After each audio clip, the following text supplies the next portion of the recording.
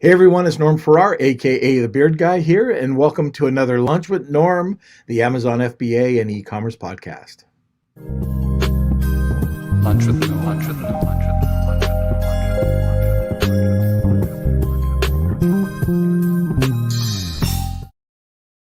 Okay, so for today's show, we're going to be talking about 10 cost-saving tips to discuss with your 3PL provider in 2022.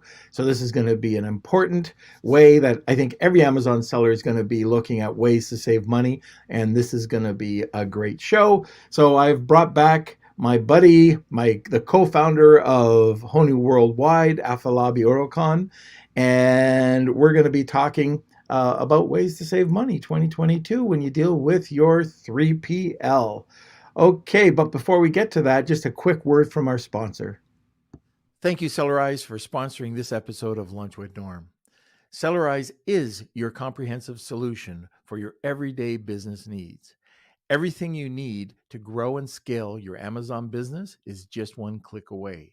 For more information, contact Dima and his team over at Sellerize.com. And remember, Sellerize is with one R. Okay, where is the man, the myth, the Kelsey? Hello. Happy Monday. How are you? I am doing fine. Just winding down this trip to Florida. I should be back. I'll be back Wednesday, just in time for the podcast. All right, perfect. Sounds good. Hopefully I broke you the can make brand, it by on the time. way. I broke the brand. Oh, yes. Yeah. Where's your shirt? I talking about the forgot. shirt? Yeah. I forgot. This is the first and hopefully the only red shirt in the podcast. But Well, no. Let us know in the comments. Look, I'm still traveling with my mug. Very nice, very nice. And in the comments, how do you guys like Norm's shirt? Is it good, bad? Let us know. It's off brand. Welcome, Rad from Maryland. We have Jessica Rabbit all the way from Florida, Howard Kaufman, and we have a Facebook user who's looking forward to get some tips. So I'm sure Afolabi is going to be doling those out for you guys, as well as a great giveaway as well. So tune in for that. Also, don't forget to smash those like buttons. Give us those thumbs up. We'd really appreciate it. Also, if you're parts of any groups, if you want to share this into your favorite Amazon or e-commerce group and share the knowledge, we'd appreciate that as well. And looks like we're going tropical with Andrew Smith. Jessica Rabbit loves the shirts. Awesome. So it looks like the red is okay. Right. Also, if you guys are interested, we have our Patreon membership program for the Lunch with Norm podcast. So if you are interested in guest lessons, if you're interested in Q&A sessions with me and Norm, me with social media, Norm with Amazon and e-commerce selling, go over to our Lunch with Norm website and click on the membership button. And yeah, I think that's it. All right. Yep. From Howard, it's all about positioning. It's your Christmas 2021 theme shirt. Yes. That's right. That's right. Yep. Okay. So if anybody has any questions during the podcast, just throw them over in the comment section and we'll get right to you. But now it's time to sit back, relax, grab that cup of coffee. I bring mine with me. And welcome, Afolabi. Where are you? I'm here. See, we've been doing business together for about a year and a half, and I think I'm getting your last name. Oh, nice. You kind of glide through the last name. You know, the first name is okay, but when it comes Afolabi Oyerokun. Afolabi Oyerokun.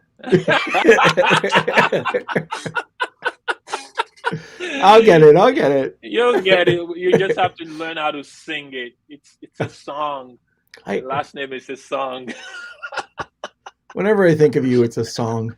I don't know if it's a good song, folk song, but anyways, hey, look, we've been partners now for it's about a year and a half, and I've learned a lot from what you've done and how you do it and how you position yourself.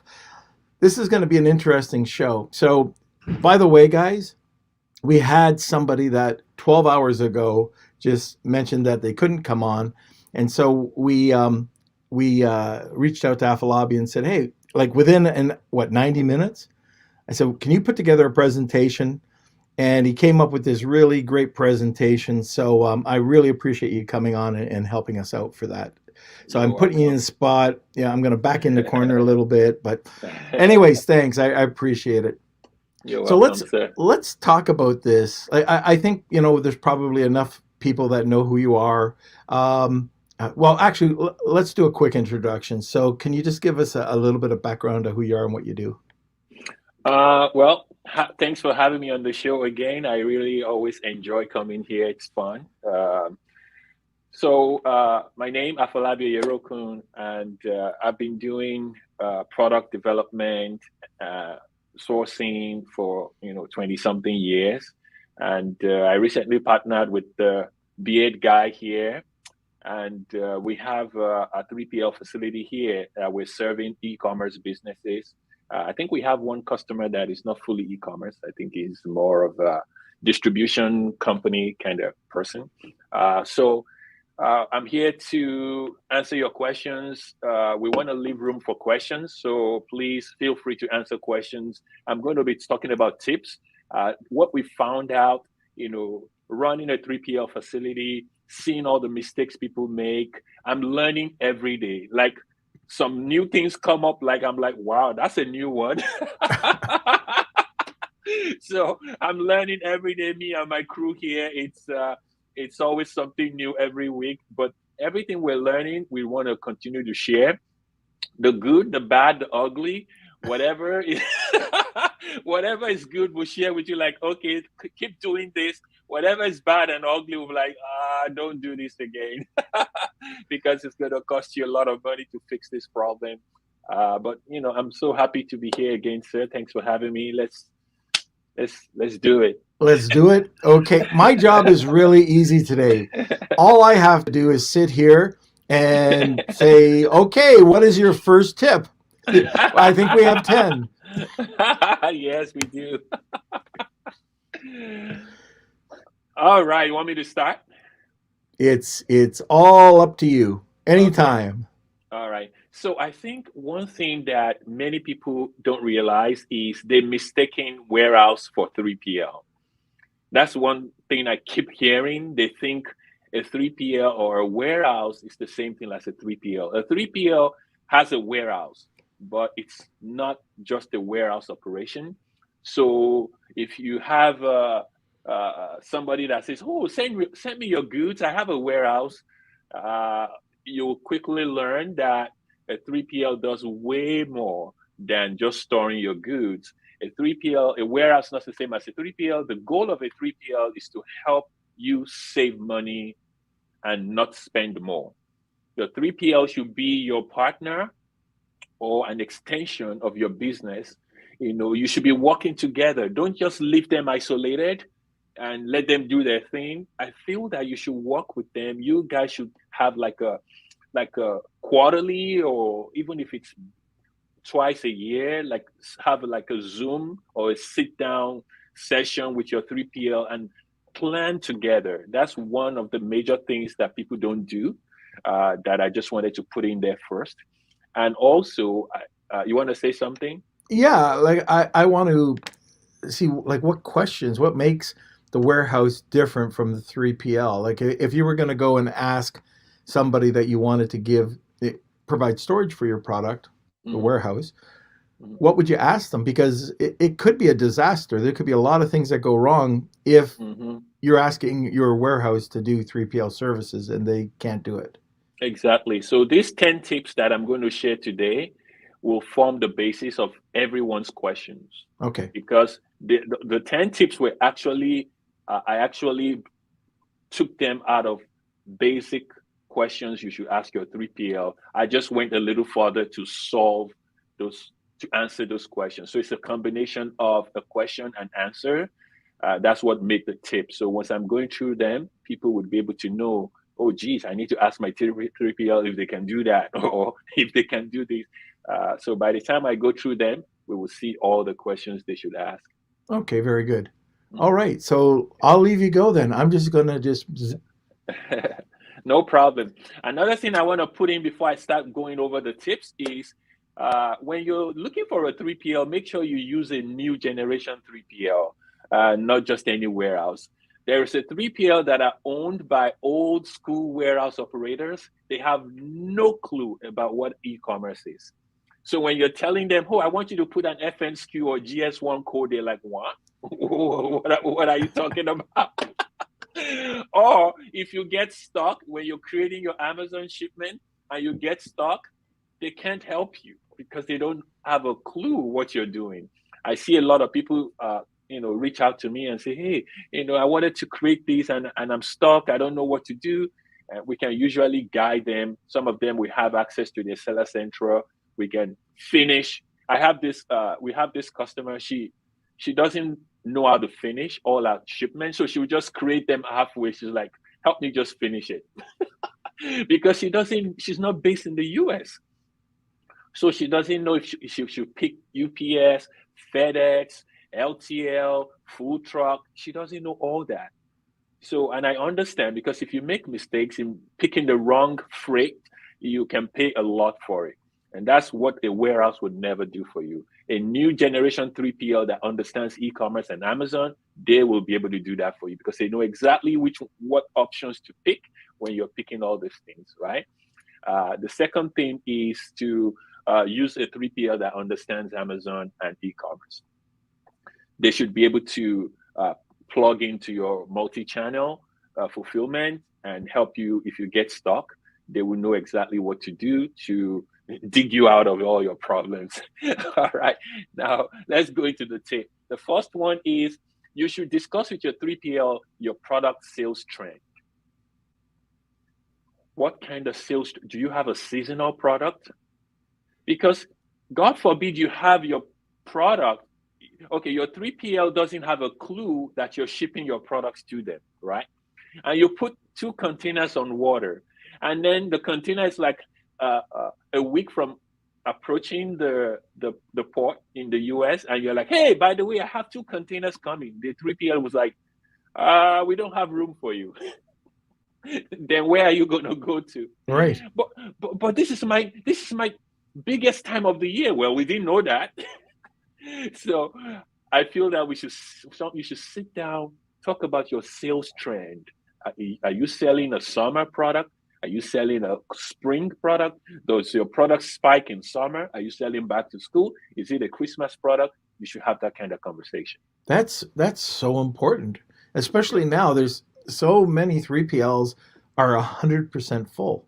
Yes. So that would be a major catastrophe if you had a container or 2 arriving and you just expect the 3PL could throw it in there. Yep. It doesn't work like that because 3PLs are guided by OSHA, and they cannot, if they're 100% capacity, they don't want to go over that because let's say an inspector shows up and he sees pallets all over where they're not supposed to be because you're too full. They could find them. So 3PLs always talk to them and say, hey, I'm going to send 15 containers this year or next year. Or you can give them a range. You can say, I'm going to expect 9 to 12 containers this whole year. There's going to be 2 in January, 2 in March, 4 in July. Just let them know so that they can prepare your space for you. And your life will be a lot easier. That's the first one. Perfect. And by the way, do you have a PDF that you'll be providing at the end? Maybe Kelsey will, but it's just the 10 tips laid out for everybody. Perfect. Yes. Perfect. Yes. Okay. So we'll provide this for everybody so that when they're talking to their 3PL, always have this, this PDF, in front of you. Just ask them questions, help them help you pretty much. Okay. Number 2, do you order quarterly, bi-monthly, monthly? Do you plan to reduce your dependency on Amazon's high storage fee? What's your end goal? What's your end goal? It's very similar to the first, the sales trend. The sales trend is based on how much you're selling on Amazon or on your Shopify store, whatever you're selling. The second one is how do you order your products? You don't want your products sitting around for long. 3PLs don't like to store your products for a long time. We don't like it. We like products to come in and get out, come in, get out, come in, get out, so that we can serve as many people as possible. So if your order schedule is by quarterly, then you should let your 3PL know that you're going to be ordering, and let them know the turnaround time, that your orders, if it's a 90-day turnaround, let them know it's 90-day turnaround. This would let them create a cycle for you. They know brand XYZ has a quarterly cycle. So we know that, 17 pallet spaces are for them, or we know that 200 pallet spaces are for them, and they can even create a spot for you in a section of their facility, so that they know that's your fast mover, that's your slow mover, or whatever. They will create something for you there. Yeah, it helps you as well because you have to plan, right? So if you want to take on another customer or two, if you're full, or if the person doesn't know that, let's say it's a seasonal product and you move out everything, you don't know whether you could bring in somebody or not. Exactly. So it affects everybody. Yes, it does. It does. A lot of 3PL would eventually, I foresee 3PL start offering storage spaces, like dedicated storage spaces. That's where we're going as well. We are in the process of doing that, whereby we say to you, okay, do you need 50 storage spaces all year round? We block it out for you, and you pay, a flat rate for all those things. That's what aggregators do. So all these people buying up Amazon stores, what they do is they go to a 3PL and block out a whole space, because they don't want to find themselves, coming with their products and you don't have space for them. So they will say, look, we will rent 100 pallet spaces from you for the whole year. Whether we use it or not, we just want it. That's a security for us, knowing that we don't want to run out. We don't want to get into any trouble. So it could be a good idea for any brand that is moving a lot of volume. Okay, good. Yep. So number 3 is talk to your 3PL on how to eliminate Amazon's long-term storage fees. Tell them how much you paid last year or this year. Say, look, I paid $7,000 in storage, in long-term storage fee. How can I reduce that? Then we can now say, all right, let's back up your order. Let's say, okay, you order in January, we receive it in March, and then they sell in April, May, June. Okay, all right. So let's see if you can ship. You can divide your shipping into 3 different shipments instead of lumping them all together. Instead of you ordering, 15,000 units, why don't you order 5, 5, 5, and stack them on top of each other? Let them arrive 1 month after each other. That way you're saving money on 3PL, and you're also saving money on the Amazon long-term storage. Amazon would not charge you long-term storage fee for that one, right? So these are some of the things you sit down, discuss with them, tell them how much you're going to save. You might be able to save 50% or more just on storage fees by, bringing your goods systematically. It's all about planning, right? But it goes even one step further than that, because if you're doing that and you're breaking it up and you're going from, let's say, over the quarter, if you're placing an order once a quarter, like for 15,000 units, or you're placing it once a month, now you've got your cash flow loosens up because you're turning the inventory 12 times rather than 4 times a year. Yep. So that's another big play. But I like what you're saying about the Amazon long-term storage fees, because that'll kill you. And, people just don't realize most 3PLs are just a lot cheaper than having your product take up space in Amazon. It's a lot. Right now, Amazon charges you between January to, I believe, September or June, they charge about 75 cents a cubic feet. And when it gets to October to December, it's $2.64 a cubic feet. That's crazy. Yes. And average 3PL ranges from 50 cents to, I've seen as high as 65 cents a cubic feet. Before we are 50 cents a cubic feet, but I've seen a website promote like 65 cents a cubic feet, whatever it is. Yeah. You would always save. You will always save over Amazon's fees. Okay. All right. The fourth thing to discuss with your 3PL is how you ship your product from wherever it's coming from to the final destination. Some people have just 2 pallets. Some people have just 7 pallets, and they're like, and do I ship it LCL? Yeah, LCL makes sense to ship it. But what if you talk to your 3PL and your 3PL can actually help you consolidate your product into the container that is already coming towards your 3PL? So I tell people to reach out to Kathleen, who is doing all our consolidation in China. I say, hey, reach out to Kathleen. If we have any container coming to our 3PL, she will arrange for it to come to wherever it's loading in China or wherever, and consolidate with other pallets, and it's coming to us. You will save a lot of money. If you're shipping LCL before, and it's about, who knows, if they're charging you $50 a CBM, by the time you consolidate, it might be $20 a CBM, it might be $30 a CBM, and everything is coming to us here. So we will receive it in one chunk, and we would check you out, check you in faster. Everything will be faster. So discuss with your 3PL. They might have a way. They might have partners in your current, your origin, the product origin. Maybe it's China or India. They might have partners that are going to load into their containers and consolidate for you. You're going to save a lot of money that way. You never know until you ask. Absolutely. Okay, so before we go to any other questions, one thing, okay, let us know if you've had any issues with your 3PL, good, bad, or ugly, and just post them in the comments section.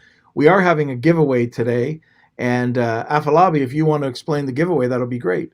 Yeah, so we are going to store 1 pallet for a whole year for the giveaway today. If you're sending us 2 pallets, one of your pallets, we will store it for a whole year. So we give you 1 pallet free for the whole year. That's awesome. Okay, so that's fantastic. So get a free pallet at the 3PL free, and that's all you have to do is hashtag Wheel of Kelsey. If you want a second entry, just tag 2 people. Okay, and Kelsey, can we flip over to a word from our sponsor? Thank you, Z.co, for sponsoring this episode of Lunch with Norm. Are you looking to take your e-commerce business from local to global? You can with the help of Z and their brand new app. That's right. You can track live shipments with push notifications, get detailed lead times for each stage of your shipment, and store all compliance and VAT reclaim documents in the palm of your hand, all while listening to Lunch with Norm. Ready to expand your e-com empire and take your Amazon FBA business global? Use the link in the description to learn more about Z's new app that's now available on desktop and mobile. That's Z.co, ZEE.co. I had to say that about 10 times because I kept saying Zed. But, That's really cool, though. That's really cool for you to have like a nice platform where you can track shipments worldwide. That's awesome. That's really awesome. Yeah. That's cool. That's cool. Okay, so let's go to number 4. Number 5, Mr. Norm. 5. Number 5. Okay. 5, yeah. All right. Discuss with your 3PL how to avoid unforeseen handling charges. I heard a story. Somebody was telling me that the 3PL thrive based on just fixing problems, handling problems. All these handling issues that 3PLs have to fix when your products arrive could be prevented if you can just work with them. Some people show up with product with no marking on the boxes. How in the world is your 3PL supposed to know what's in those boxes when it doesn't have any marking on it? There's no information. There's nothing. We have to open it. Every time a 3PL opens your box, they're charging you. So make sure your printouts are all legible. try to put printouts in all four corners of your boxes, or at least two sides of your boxes, so that we can look at the pallet and we can tell from any side we're standing what's in that pallet. If not, we're going to receive your pallet. We have to tear down all the pallet wrap. We have to break down all your boxes. Every time your 3PL touches your box, it's maybe $3 for each carton they're touching. So make sure you have all your writings on it. Make sure that you wrap your pallets really nicely. Make sure that you have corner protection on your pallet. Reduce handling as much as possible. So discuss with your 3PL. What are the mistakes I'm making? I see $700 in handling charges last month. What did you guys do? What did I do wrong? They will tell you. Oh, your boxes arrived and there was no tape on the boxes. We had to tape it up. Your boxes arrived with holes in them. We had to cover them, or we had to take all the products out of your box and put it in a brand new box, because you were so cheap on your boxes. You used the 1-ply box for a 20 kg product. You use a 1-ply packaging. Of course, it's going to fall into pieces, because before it gets to your 3PL, you should use 3 to 5-ply box for something that is heavy. Discuss it with your 3PL. Let them guide you. Let them take photos of all the issues they've got into dealing with your product, and talk to your supplier and say, okay, all right, I'm upgrading all my packaging to a 5-ply instead of a 2-ply or 1-ply, so that I don't have to take all these hits from my 3PL. So that's one thing to discuss with them, okay? But you know what? And I don't know if this is going to be a tip later or if this is a tip like right now, but you can not only the 1-ply, but make sure you pay for shipping. Like sometimes, and I know that you've sent me pictures of, oh my gosh, look how this person, we quoted them this, and for a couple of $100 extra, they got this, and the cartons are everywhere. They're damaged. And just talking about handling, you've got to go in there and straighten everything up. The boxes are so badly damaged that you can't ship them. So, I mean, I've seen it you've probably seen it a lot more than me, but I know that some of the more outstanding ones you've sent me images or talked about. Yes. Another thing I'm finding out is when people are sending palletized goods, it's almost better to actually wrap the top of the pallet as well. I've seen a lot of containers show up here with holes on top of the containers and water condensation. When your product is moving, from one country to the other, it's going to pass through the sea, and there's condensation, and the water came, or rain. The water came on these pallets and they were soaked. Most of the products damaged. So there's a way you can actually wrap or kind of put a sleeve on top of your pallets to protect that. I was on a call with Megla, and I forgot the name, the guy at Noviland. Francois? Francois. Okay, so Francois said, never go for the cheapest freight. I'm like, oh, wow, it's amazing. Somebody else is saying that. People give you quotes and you go for the cheapest. Like, I'm going to go to Alibaba and choose the cheapest freight. I'm going to go to, it's going to sting you like that, because they're just going to dump your goods. They don't follow any routine. They don't follow nothing. They just going to dump your goods somewhere in the container. And by the time it gets here, you will pay way more than you're trying to save by the time your containers show up here. Yep. Oh man, it's fun. Let's go to number 6. Okay. Discuss with your 3PL how you can optimize your inspection at your point of origin. Products show up at 3PL facility.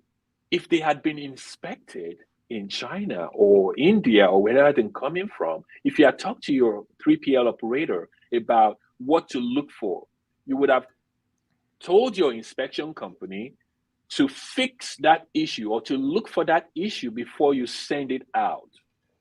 right? Your 3PL, they receive your final goods. They receive your boxes at the, with the final look of your box, right? Mhm. So however your box show up at your 3PL, it must have been beaten up, battered, stabbed, whatever. If your boxes stand the test, by the time it shows up at your 3PL, you did a good job.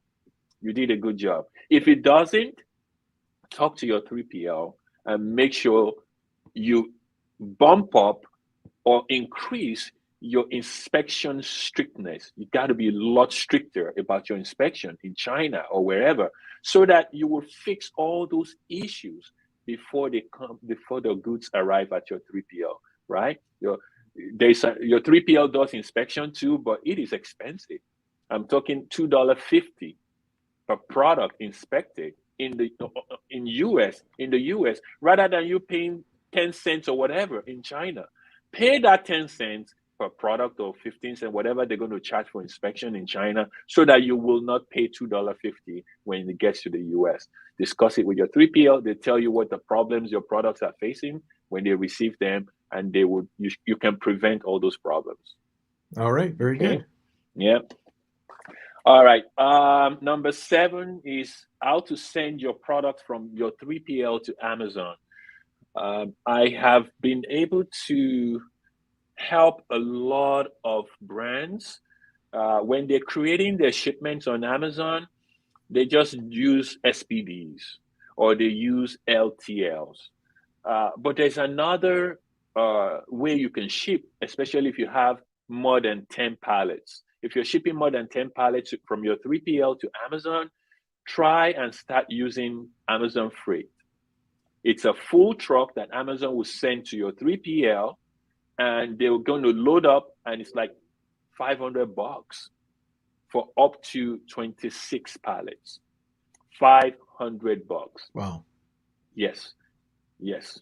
So instead of you paying $110, $120 per pallet if you ship it LTL, why not get a full truck?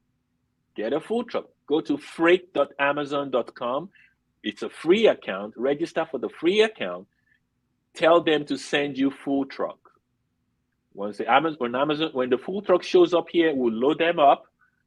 You can fit in up to 26 pallets for the same price, $550. Sometimes it could be as high as $750. Even at $750 for 26 pallets, it's a steal, right? And then I see some people shipping SPD. SPD just means that you're shipping individual boxes or individual cartons when you could have palletized it. It's going to cost you between $5 to $15 per case to ship SPD by UPS from your 3PL to Amazon. If you're going to ship I would say 15 boxes, 15 cases or more, why don't you go on pallet? You can palletize it, okay? You're going to save a lot of money. Instead of you paying $15 a case, you palletize it and you pay one flat $110, $120 a pallet to ship it to 3-4 states away from where your 3PL is, okay? So if you're new to 3PL and you don't have any 3PL yet, you should talk to a 3PL and tell them to give you their address. Then use their address to create a dummy shipment or a test shipment to see where Amazon will tell you to ship the products to. If it's close by, then you just won a jackpot. Okay? All right. So let them guide you on how to send products to Amazon from their 3PL facility. There could be several ways for you to save money. There's this guy. He sells oversized products. Like each of his products are like 60 to 72 inches wide. And I was like, wait a minute. So I sent him a messenger, a Facebook message. I'm like, what? Why are you sending your products LTL? It's like, is there another way? I said, yeah, you just do a full truckload. So when he sent it LCL, he paid $6,500. When he switched to full truckload, it was $550. Yes. He's like, oh my God, I've been pouring money away. I say, yes, you've been pouring money away for a long time. Okay. So there are several ways you can save. Talk to your 3PL. They will guide you. They will guide you on how to do it. Okay. All right. Another thing to discuss with your 3PL is to set up an automatic FBM fulfillment. So if you're selling on Shopify or you're selling FBM on Amazon, your 3PL should have a software that will plug into Amazon or integrate very well with your multiple channel, so that they can pull all your orders from Walmart, everywhere. They can pull it automatically into the 3PL software. And then the 3PL fulfills the order instead of you doing it manually. Okay. Ask your 3PL, do you guys have a software that can plug into this thing? Do you even ShipStation is fine. If they have ShipStation, you can integrate ShipStation with all this multiple channel. It's just a little bit not hard. It's just it takes a little bit more time if you're going through ShipStation, but it works really fine, right? Talk to your 3PL. Oh, I want to be doing FBM fulfillment. I want to start selling on Etsy, eBay, Walmart. Can you help me plug into all these places? Norm, we do have somebody you all already know that they actually sell more on Walmart than on Amazon. Mm-hmm. They sell more. They discover that, hey, my goodness, this is actually a Walmart product, and they're doing well on Walmart. And they tried so much on Amazon, they're just not doing good. They went to Wayfair, they were crushing it on Wayfair. So talk to your 3PL. Amazon might not be the only way you can sell. Norm, don't you have like a Walmart setup for people to help them set up on Walmart? Yeah, so I wouldn't recommend going to Walmart directly and trying to set up, but if you go to one of their partners, like PayPal, Shopify is awesome. If you go over to our playlist on our YouTube channel, there is a Walmart playlist, and all you have to do is watch the video. Now, there's probably about 3 or 4 really critical trip-up questions that they give you, and if you do it wrong, you'll get rejected. But it's not like Amazon. So if you get rejected, all you have to do is appeal, and usually by checking the right box, you'll get right through. But check it out. There's occasion, and it's just a quick walkthrough. The other one is the appeal process. Awesome. So guys, check it out. It will really help you discuss it with your 3PL, how they can integrate very well with all these channels for you. All right. The number 9 one, we're almost done. I need to spend a little bit more time on this one. Okay. So discuss with your 3PL how to get special rates for your fast moving products. So the joy of a 3PL is products coming in and going out immediately. If your product is a fast mover, your 3PL will love you. They will love you and discuss special rates with them. Tell them and say, hey, my products are coming. I'm sending you a full container. And in about 2 weeks' time, half of that container should be sent to Amazon. Half of it should be gone or whatever. Discuss with them and just negotiate a better rate with them. Mm-hmm. Since they're not storing it for the full month, if they're not going to store it for the full month, cut a deal with them. Discuss with them. Say, hey, can you give me a special discount if my product come in and they go out immediately? The second part of that point is if your product is oversized, they may not be able to fit it onto their racks, right? They may not be able to fit it onto the regular warehouse rack, so they have to put it on the floor or something. Or your product might be taking up double space on the warehouse rack. In that case, just talk to them and say, hey, do you have a special rate for my oversized? Because they're charging you per cubic feet. And for oversized product, you could be paying almost, $1 per cubic feet if you're not careful. So talk to them and say, all right, you can put my product on the floor. You can stack it nicely on one section of your warehouse. Can you give me a discount on it so that I can save? Your 3PL would be able to do it for you. We have a lot of oversized customers. We have a lot of fast movers, and we really want to help them. That's why we came up with this idea and say, look, guys, if you're going to be moving, if you have a fast product, we'll put it on the ground floor of our warehouse. right? A fast mover, if you discuss with your brand, if your brand has a lot of, if you have 3 SKUs that are very, very fast moving, tell your 3PL they'll put it on the bottom shelf. They don't put it on top, because if they put it on top, it's going to take more time to drive the forklift to go get it and bring it down. So we like to put the fast movers on the ground floor. Let them know which ones are going to be your fast movers. Easy in, easy out. They will love you for that. Okay, so that's one thing to really negotiate with your 3PL. That you can save on your storage, you can save on your fulfillment costs. If your products don't need any extra box to put into it, if you're going to send your products FBM as exactly the way they are without having to put it in another box before you send it out, you're saving. You're saving. That means your 3PL just gets a label and slap it on your product, done, right? But if you don't ask them, they don't tell you. So you better talk to them and say, hey, since my product doesn't need any additional packaging, could you guys give me a break on how to, when I'm fulfilling it? In most cases, they will give you a break. But we've seen where, and this goes back a bit earlier to a tip, but they'll mix, like I sell soap, but they'll put, and you sell soap. So, but they'll, they'll mix the scents within the palette. So all of a sudden you've got all these different scents, and you got to hunt around. So, there's the Dead Sea Mud, there's the lavender, and they could get mixed up. Somebody could send out the wrong box.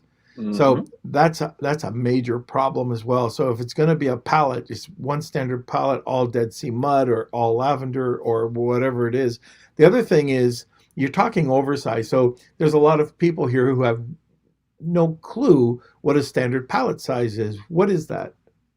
So a standard pallet size is 40 by 48 inches.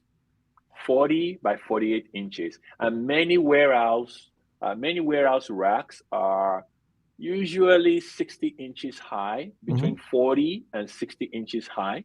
So you have to bear in mind when you're doing that, because if you have a product, if they stack it too high, it's not going to fit into the warehouse rack. So they have to probably pull some products off of the pallet to be able to fit it in. And some products just extend wider than the pallet, and Amazon doesn't like that. So what we came up with is when your product is more than 48 inches wide, you can stand it up. Tell your 3PL to stand the product up and line them standing, and then use a metal banding to band it together, right, vertically and horizontally, so that they don't fall off while they're going to Amazon's warehouses. Yeah. Mm-hmm. Okay, good.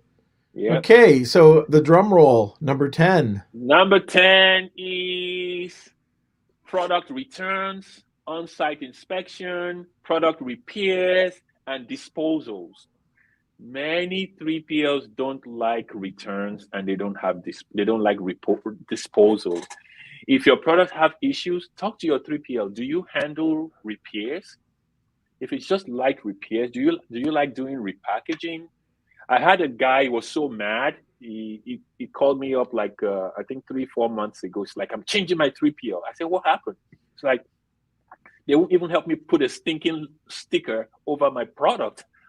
I said, every 3PL puts sticker on the product. It's like, they said no. I said, well, they're not a 3PL. If they can't help you put your FNSQ label on your product, who else will help you do that if they don't do that? They say, oh, they don't handle returns. Well, returns are a pain in the butt, but ask your 3PL. They should be able to handle returns for you. Tell them what to do with the returns. You want them to keep it? You want them to inspect it and put it back in your inventory, or you want them to dispose of it? Give them clear instruction of what you want them to do. Disposal is the cheapest. We get it. We don't look at it. We just toss it. Done. If you want us to get your returns, open it, look at the condition, make sure everything is fine, repackage it. It's going to cost more. So discuss with your 3PL how they can help you with returns, defects, disposals. They can even do some inspection for you after your products arrive. Maybe you notice something that is odd. I got this about a month or two ago. We got this pallet, and I was just passing by the pallet. I'm like, something looks odd on this pallet. So what the shipper, they used one of those cheap freight people, and what they did was they used the forklift to raise one box up on the pallet, and they took out the case. They stole the products, closed back the case, and they put it back, and then they let the box sit on top of each other. Now, if somebody steals from a box, you know that box, if you stack on some other boxes on top of the box that they've taken something out of course it's going to squash, right? That's how we knew something was wrong, because the pallet was leaning. Okay. It was leaning. So that means they've stolen something from one of the boxes on the bottom to put it in, right? So make sure your 3PL can handle all those special requests. They can help you with your lunch with Norm. What is that? Is curry or what? Taco? These are tacos. That? Tacos. Oh, nice. Now I'm hungry. That's beautiful. I'm hungry now. Oh boy. That's good. That's good. I'm done. I have one bonus tip, I think. Okay. Uh-huh. And we've talked about it just recently with soap boxes. Okay. So products made in America, but doesn't have to be. But you check overseas and you check out your pricing for these boxes. By the time they come over, they're just as expensive. So what I'm talking about is bonus tip number 11 is think about kitting and assembly. A lot of fulfillment centers do kitting and assembly. Some don't, but some do, where you can take, like, let's say you have a subscription service. Okay, you can put a special letter in or an envelope thanking the person, putting in a couple of different products, mixing it up. Anyways, kitting and assembling is so important, especially if something goes wrong. So we had something years ago that went wrong with kids. There were refrigerator magnets, and the magnets were popping out. And so it was $155,000 to kit it in the U.S. at that time. Wow. Okay, because we had to take out the magnets that were existing, put the magnets in with a drop of glue, and I mean it was crazy. But at that time, you couldn't even think about doing it. But now the process would have probably cost us a fraction of that. We ended up going to China, and we got it all done for $5,500. But what they did is they went through the whole process. We couldn't find anybody that could really do that process here in the States. But now more and more people or more and more facilities are doing that, where you can take the products and it can be affordable. Yep. Some people, like what you're saying, some people are now, we've started the process. We have 2 or 3 products that we're doing it now with. We were able to find a US supplier, a US manufacturer, but there are some parts that they still have to make out of China. So we say, okay, look, send the China parts to us. Yep. We'll make the US part here, and then we'll assemble it together for you. And, right. And then they can put made in the US on the thing. So we're doing three products like that now, and I'm excited, to see how they turn out. But so, let your 3PL know that you like to assemble or you like to kit. And if they can handle it, that will be a big bonus for you. Absolutely. Mm-hmm. Yeah. And like I already know about the soap boxes. They are exactly the same or cheaper than bringing them in from China right now. Yes, correct. And people don't realize that some things are actually cheaper in the US. So don't give up on the old US, talk about packaging, especially like you said, packaging. Look at ways that you can print inserts and packaging and everything, and bring it all here and to be done. Well, I was just talking with, I've talked to you about this, my buddy here in Canada, who's also in the States, but he's got his digital packaging facility up and running now, and I'm going to have him on the podcast really soon. So Good. yeah, small runs. It doesn't have to be huge. They could be very small runs of packaging and also the expertise. So that's for another podcast. We can get onto that. But anyways, we got 11 tips. That's pretty good, Yep. Afolabi, We for did having it. 90 minutes of notice. We did it. Thanks. All right. So, Kelsey, did we have any questions? We sure do. Uh-oh. So, yeah, we can start with Andrew Smith. He says, I'll go first. Not 3PL related, but I'll chance my arm with regard to large retailers. What are the typical gross profit margins they try to attain working on FOB, USD, China? I've heard Steven Selikoff mention these. He says 5x. Some products are good with 5x, some products are good with 7x, and some products are good with 10x. So if you're going to sell, if the big box retailers are going to sell at $10, you should make sure your product is $1 or less, because they will take. I think they will take at least 50% of that. Yeah, they as a keystone large it. retailer.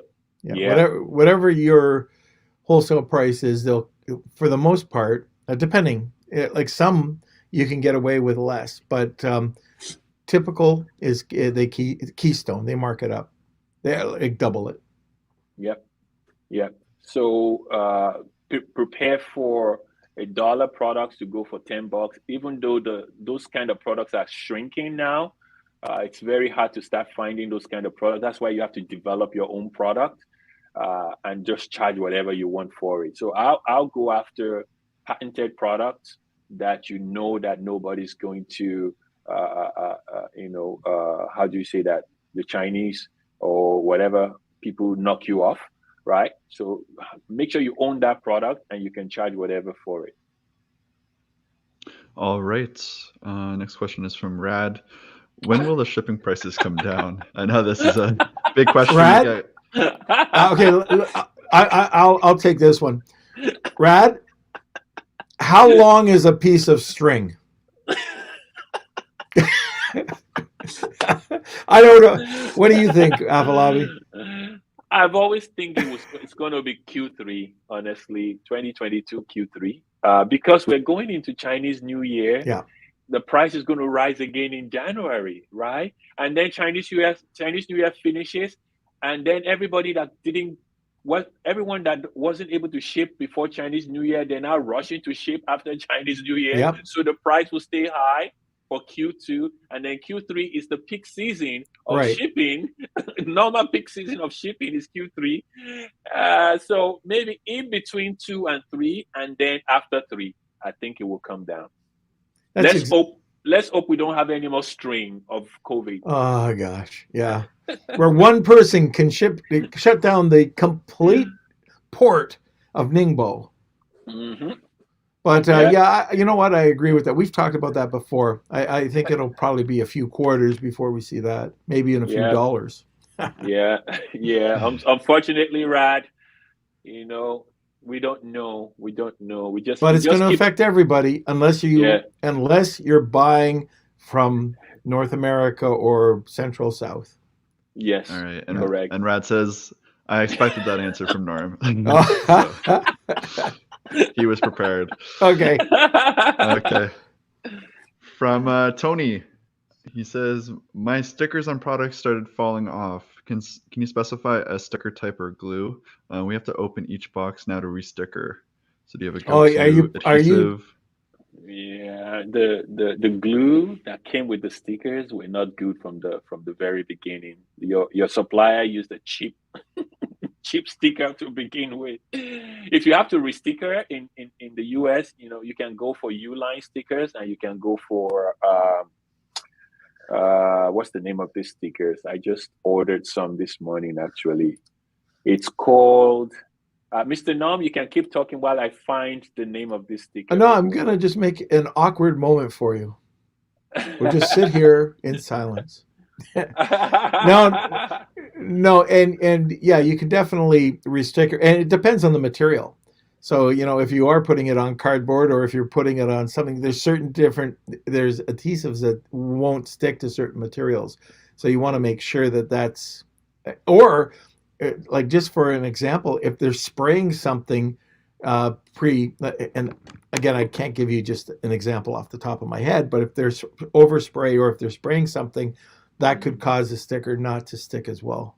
Yeah, laminate. Yeah. Laminate. If there's laminate, I also found out that the temperature at the warehouse also affects how the stickers go on the product. So I think if it's too hot or too cold, I forgot which season is, because we noticed that in summer stickers stay well, and then in winter I think they kind of tend to fall off. Yeah. Even regular stickers. So, but if you get a really good sticker, maybe Staples brand is okay. It's 30 on a page stickers by Staples. But Avery, yes, Avery is good too. Staples, Avery, Uline, they have really, really good stickers. And there are some stickers that are actually laminated and they have extra strength. If your product has lamination on top of it, maybe it's a glossy finish or whatever, that may be causing it. But test different brands and see which one sticks the most. Yeah. There's lots of options, but don't forget, like, even if you are looking for different types of stickers, you can always call customer support and see what they would recommend. Yep. But there's a thing called Mr. Google too, which you can always go and check that out. All right. Just a reminder that we do have a giveaway. So comment hashtag Wheel of Kelsey to win 1 year free storage from the 3PL. And if you take 2 people, you get an extra entry. So that's just hashtag Wheel of Kelsey. We're going to be spinning soon. We still have just a couple more questions to go through. Also, I want to just give Afolabi a little shout out. We're doing our Honu Live on Wednesday, 10 a.m. Eastern time. So if you want to learn more about Afolabi and how to develop your product within 90 days, come tune in 10 o'clock a.m. Eastern time at the Honu Worldwide Facebook page, and we're going to be going live. And Very good. Okay, our next question is from Andrew. Can 3PLs receive returns from Amazon? Yes, correct. That's probably recommended. Recommended, yep, they do. And you just let them know what to do with the returns, Andrew. If you want them to trash it, tell them just trash it. If you want them to open it up, check the condition, because some of these returns are in terrible, terrible condition. So you might want to guide them and tell them what you want them to do when they receive those returns. Yeah, I mean, it's so important because they will go out and resell.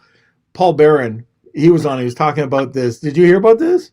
No, not yet. Okay, so he does swim diapers, right? So this person sent back the swim diaper as a return, but Amazon took it, sent it out. Okay, you would think it'd be okay. Well, it was a poopy diaper. Oh no! Yeah, I couldn't believe it. So he gets nailed for it because Amazon sent it out. So I always recommend, have your 3PL, check it out, accept it. Yeah, for sure. Yeah. Okay. That's terrible.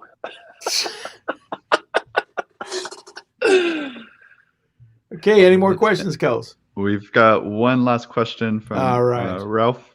He says, have you bought from a Canadian wholesaler? If yes, what are the pros and cons? Thanks.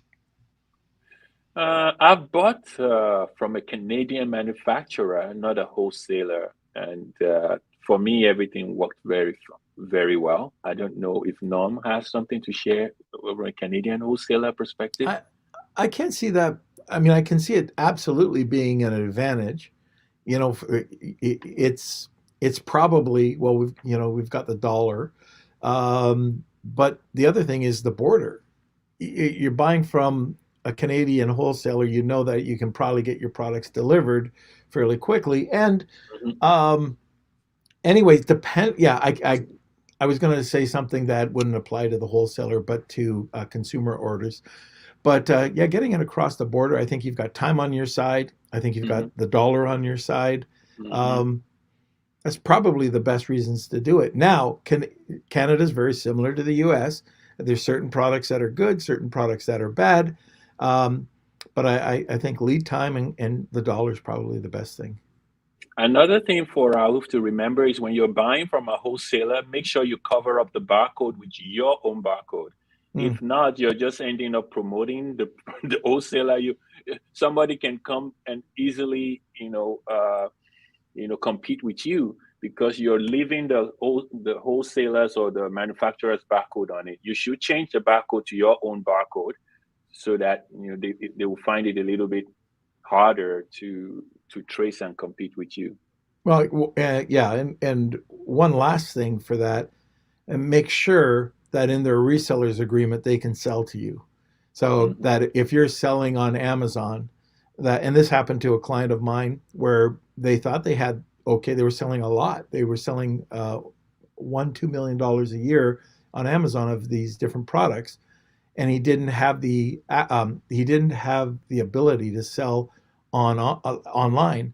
So he had all his product confiscated. There was a $600,000 loss of profit lawsuit that came down, all because he bought from a wholesaler.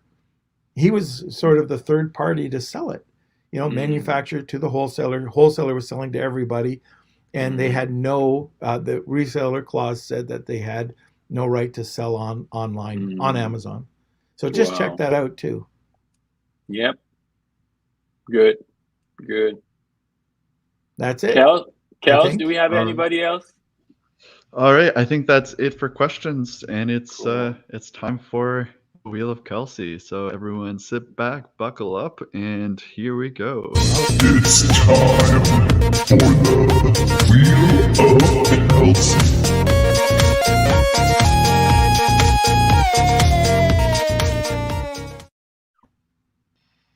All right, welcome everyone to the Wheel of Kelsey. This is our giveaway that we do on every podcast. So tune in live at 12 p.m. Eastern time to enter if you're listening from the podcast as a replay. So yeah, thank you everyone who entered. We're going to be giving a year storage for one pallet with Afolabi. So I'm going to go shuffle up those names. The winner, if you could please email me, k@lunchwithnorm.com, and we'll connect you. You also have... It's a great prize. Yeah, for sure. You have 48 hours to... Stephen Lawson. All right. Nice one, Stephen. All right. Congratulations. Stephen must be praying, I guarantee you. Because his product is on its way here, he must be praying. Oh, really? That's awesome. All right. So like, let me win. That's funny. Awesome. So Stephen, just make sure you probably already know this. Just send it over to k@lunchwithnorm.com and we'll get the whole process going for you. All right, Afolabi. So how do people get a hold of you? Just send us an email, savings@honorworldwide.com. Savings@honorworldwide.com. Hit me up on Facebook Messenger. Anything I can do to help you. If you have a quick question, drop it in my Facebook Messenger and I will be able to answer your questions. Fantastic. So anybody interested, Afolabi is going live on Wednesday at, I think, 10, right? 10 o'clock Eastern. We're talking product development in less than 90 days. Okay. All right. Thank you, sir, for being on the podcast today. I appreciate it. I'll be talking to you a little bit later today, but thank you. I really, I was having a heart attack 90 minutes ago. You're welcome. It's always an honor to be here. Thank you, sir, for having me. Have a lovely, lovely lunch. I'm going to go get my own lunch right now. Okay, that'll be lunch with Afolabi. Or that tomorrow. Okay, we'll see you later. Okay, everybody. So I hope you enjoyed that one. That was sort of an impromptu podcast about the 10 ways to save or 10 questions to ask your 3PL to save. So on Wednesday, we've got a really great guest coming up, Carrie Miller. You probably heard me talk about her. She works at Helium 10, and she is the Walmart expert over there. I've talked to her a bunch of times. She's an awesome person, and we're going to be talking about selling on Walmart in 2022. Okay, so before we get to the Squire, we'll just have another quick word from our sponsor. I wanted to give a quick shout out and say thank you to Global Wired Advisors for sponsoring this episode of Lunch with Norm. Global Wired Advisors is a leading digital investment bank focused on optimizing the business sales process. For more information, please call Chris Schifferling and his team over at globalwiredadvisors.com. Okay, we're back. Squire. Hello. Yes, thank you, everyone. So Rad said waiting for PDF from Afolabi. So I have already posted the PDF. You can find that in the Lunch with Norm Facebook group. I just made a post. So if you go over to the files, you can see that there's a PDF there. So that's only available if you are part of the Facebook group, but it is there. Just maybe refresh the page and you should be able to see it. Well, you want to get paid or something. Hashtag proactive Kelsey. I'm on the ball today. All right. And also, just wanted to mention, because we're going to be talking about Walmart on Wednesday, Norm, you have the Selling on Walmart Facebook group as well. So if you guys don't know about it, we have an area. This is with Tim Jordan, Mikhail Chapnik, and Norm, that they discuss selling on Walmart. They do Q&A sessions there as well. It's a great community. It's pretty active, and you can have questions answered there. Mikhail is super active over there. So check that out. That's just Selling on Walmart Marketplace group. But yeah, that's it. Hope you guys enjoyed today's episode. Smash those like buttons. Yeah, don't forget about joining Afolabi's live. That's happening on Wednesday at 10 a.m. That's on the Whole New Worldwide Facebook page. So it's sometimes we do share it into the Lunch with Norm groups and stuff. But if you want to get regular notifications, go over to the Whole New Worldwide. And other than that, I think we just have to talk about getting some more beard if you're interested. So we do have a Patreon group. This is our membership program where you can get a whole lot more of the beard, which includes group sessions with Norm and I.